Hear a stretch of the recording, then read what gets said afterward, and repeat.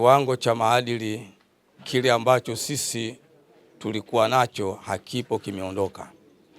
Lakini dawa kubwa ya kuweza sisi kutoka katika hii hali ambayo tuliokuwa nayo sasa hivi ya kuanguka kwa maadili sana, kwa sababu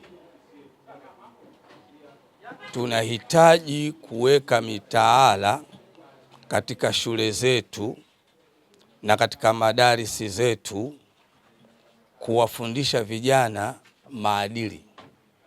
Sisi katika upande wa madrasa kuna somo linaitwa tasawuf.